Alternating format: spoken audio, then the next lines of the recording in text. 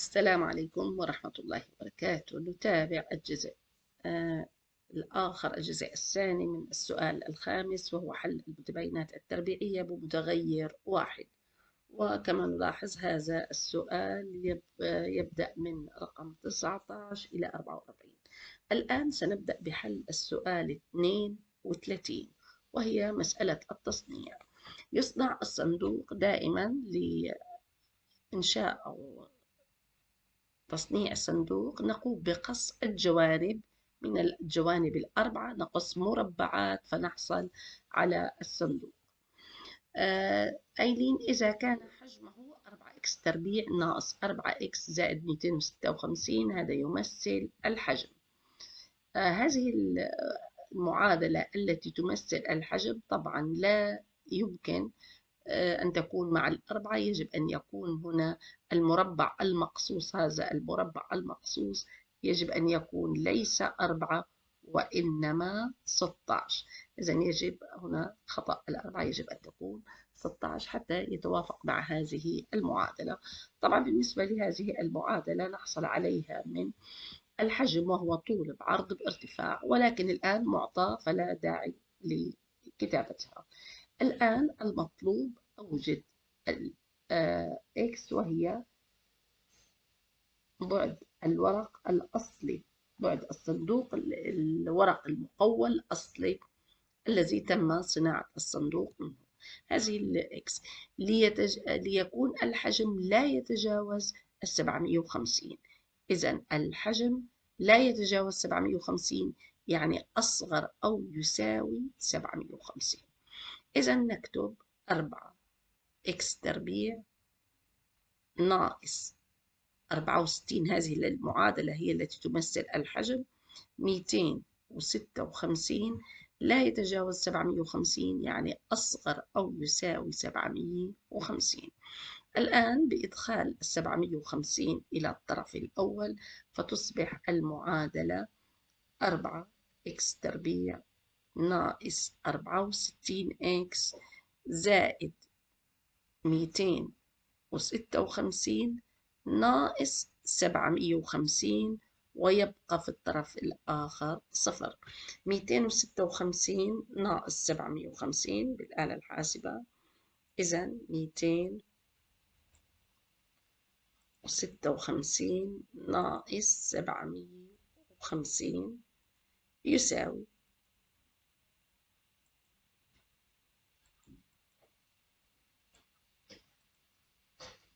شايفة 9 أول شيء نتخلص من المعادلة السابقة. إذا 256 ناقص 750 يساوي سالب 494.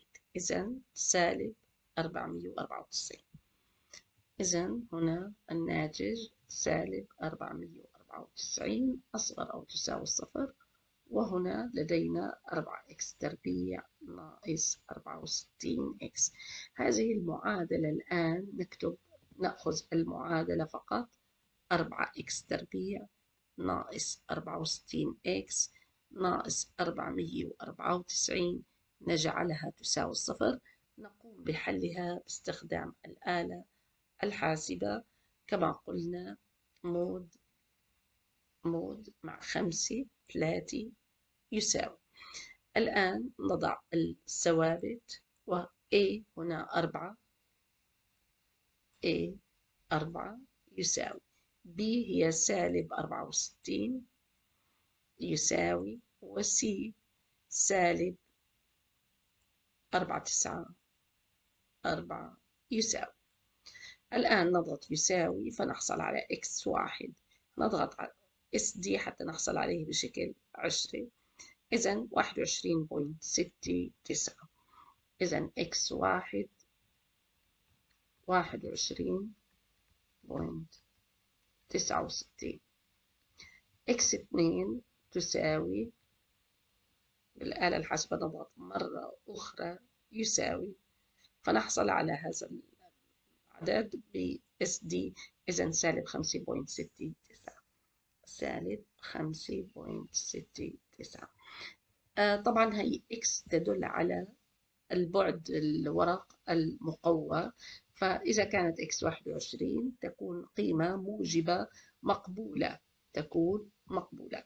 أما إذا كانت x تكون سالبة فلا يمكن أن يكون بعد مربع سالب، إذا نكتب أنها مرفوضة. إذن هذا البعد سالب مرفوض لأنه لا يمكن أن يكون يناسب الحجم. طبعا نحن نريد الحجم لا يتجاوز 750، يجب أن نحقق إشارة المتباينة التي هي أصغر من الصفر. لمعرفة الأبعاد الآن، إذن كما نلاحظ، إذن x اللي هي طول الضلع كانت 21.9، يجب أن يكون إذن أصغر منها. إذا أخذنا أي قيمة أصغر من 21، مثلا أخذنا قيمة، طبعا أي قيمة طبعا قلنا أن تكون موجبة، مثلا أخذنا رقم 10، أخذنا 10، فنلاحظ إذا عوضناها في هذه المتباينة فهو يحقق هذه المتباينة 4x تربيع. إذا وضعنا وعوضنا في هذه المتباينة الآن نلاحظ أنه يحقق هذه المتباينة القيم التي أقل من 21. إذا القيم التي أقل من 21، ولكن إلى أي قيمة يجب أن تكون x؟ إلى أي قيمة؟ هل يمكن أن تكون x صفر؟ هل يمكن أن يكون البعد صفر مثلا؟ لا يمكن.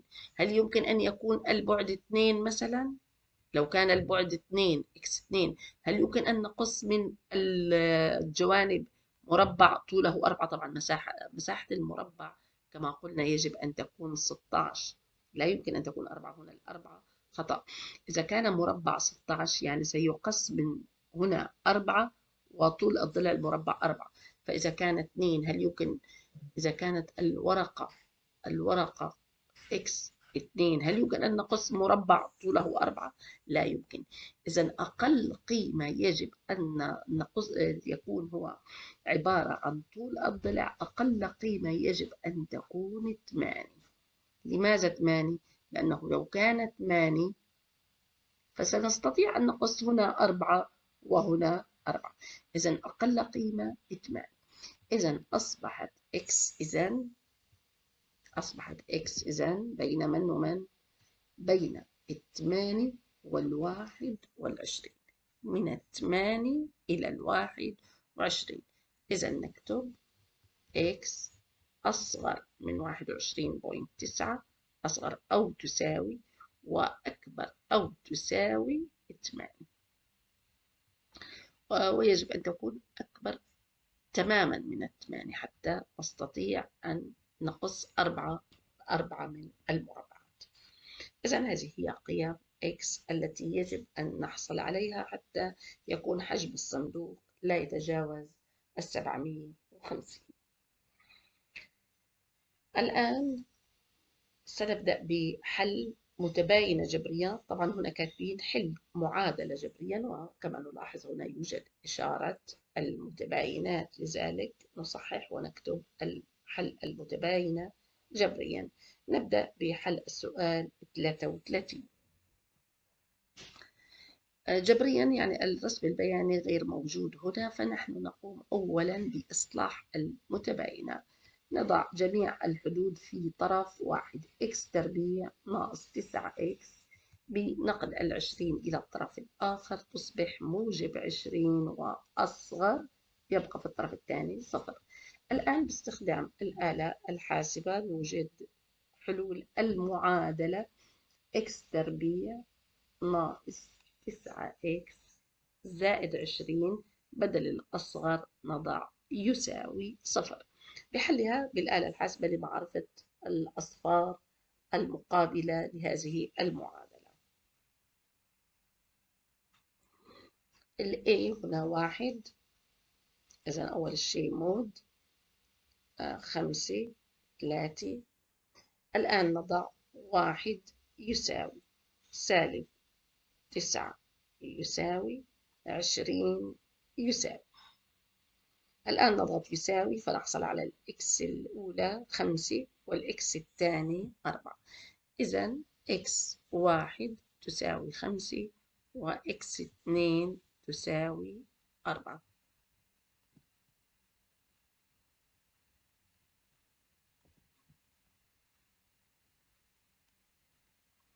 إذا الحلول بين طبعا نكتبها من الأصغر من 4 إلى 5. نأخذ أي قيمة اختيارية بين 4 و5. أي قيمة نختارها بين 4 و5، أو ممكن أن نختار قيمة خارج 4 و5 ونجرب في المتباينة التي قمنا بإصلاحها. هنا مثلا لنأخذ قيمة قبل 4 ولتكن مثلا 0، نعوضها في المتباينة، نعوض 0 في المتباينة، فتصبح 0 للتربيع ناقص 9 ضرب 0 زائد 20. هل أصغر من 0؟ إذا عوضنا فنلاحظ أن 20 أصغر من 0 وهي خاطئة. إذا هذه المنطقة الخارجية خاطئة، إذا المنطقة الداخلية تكون هي الصح. المنطقة إذا الخارجية خطأ فإن الخارجية الأخرى أيضا تكون خطأ، وبالتالي المنطقة الداخلية من 4 إلى 5 هي الموافقة لحل هذه المتباينة. إذا نكتب إذا الحلول هي مجموعة الحل x أصغر من 5 وأكبر من 4. طبعا ننتبه لا نضع يساوي لأنه هنا لا يوجد يساوي. لا نضع يساوي، ممكن في الاختياري يكون هنا أصغر أو يساوي، لا نختار الأصغر أو تساوي، نختار أصغر فقط، وهو الحل المطلوب. بالنسبة للسؤال 34 أيضا نقوم بإصلاح المعادلة المتباينة. x تربيع زائد 7x ندخل 10 وتصبح موجب 10 أكبر أو تساوي 0. بحل المعادلة x تربيع زائد 7x زائد 10 نجعلها تساوي 0. بالآلة الحاسبة بإمكاننا بشكل دقيق وسريع نضغط A1 يساوي B7 يساوي C10 يساوي، نضغط يساوي نحصل على x1 سالب 2 وx2 سالب 5. إذا x1 تساوي سالب 2 وx2 تساوي سالب 5. إذا نضع خط الأعداد من سالب 5 كما قلت من الأصغر إلى اليمين الأكبر. هنا نختار قيمة بين السالب 2 والسالب 5، أي قيمة ولتكن سالب 3 أو سالب 4 مثلا، سالب 3 مثلا، أي قيمة بينهما نعوضها في المتباينة، أي متباينة حتى لو كانت المتباينة الأصلية هل تتحقق أم لا، نعوض دائما في الأصل يكون أفضل. إذا نضع الآن فرضا اخترنا سالب 3، نضع سالب 3 بداخل قوس للتربيع زائد 7 ضرب سالب 3. هل هذا الناتج يحقق المتباينة أنه أكبر من سالب 10؟ سالب 3 للتربيع هو 9، 9 ناقص 21 سيكون سالب 11. سالب 11 هل هو أكبر أو تساوي 10؟ هنا طبعا الناتج سالب، إذا هذه المتباينة هنا خاطئة، وبالتالي القيمة التي اخترناها في الداخل إذا المنطقة الداخلية خطأ. إذا المنطقة الداخلية خطأ، إذا الخارجية تكون هي الصح.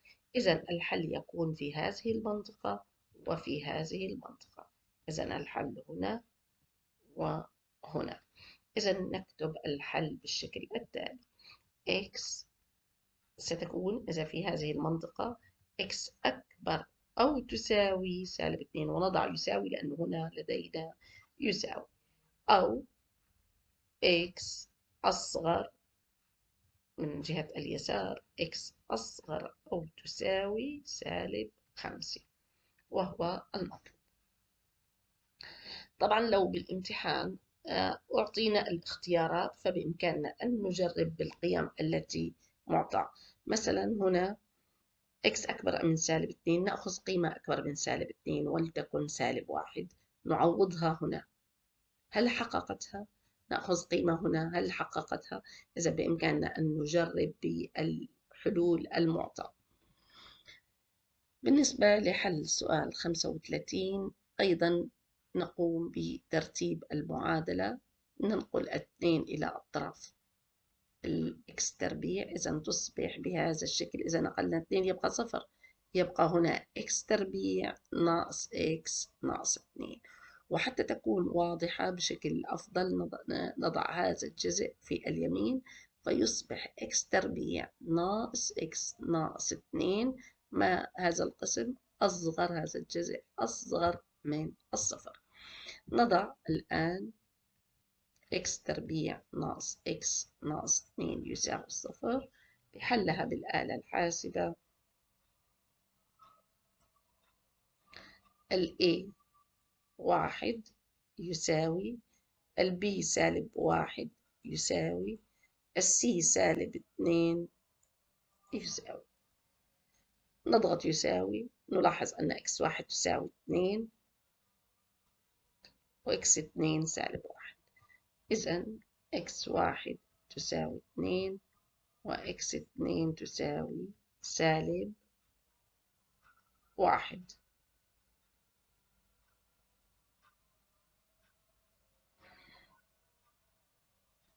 إذا الحل، نمثل الحل على خط الأعداد بين -1 و2، وطبعا هنا تكون مفرغة لأنه هنا الإشارة أكبر تماما. هنا أيضا نفس الكلام، هنا تكون مفرغة لأنه هنا أكبر تماما أو أصغر تماما. الآن إذا نجرب، نأخذ قيمة بين -1 و2، ولتكن ما هي القيمة السهلة البسيطة الصغيرة التي تقع بين -1 و2، ولتكن 0. الصفر نعوض في المتباينة الأصلية إذا أردنا أن نعوض في المتباينة الأصلية المعطى. نضع كما هي تماما نعوض. المتباينة تقول 2 أكبر إكس تربيع ناقص إكس. من هي الإكس التي اخترتها؟ اخترنا أي قيمة بين -1 و2 وهي 0 مثلا. 0 للتربيع ناقص 0 0. هل الصفر أصغر من 2؟ أو لو قرأنا من هذه الجهة 2 أكبر من الصفر. نعم هذا الكلام صحيح. إذا المنطقة التي اخترت فيها الصفر هنا بين -1 و2 هي الحل الصحيح. إذا كيف نكتب الحل؟ إذا يكون الحل هو x، عندما تكون المنطقة بالوسط نكتبها بالشكل التالي: x أصغر من الكبير وهو 2 وأكبر من الصغير وهو -1.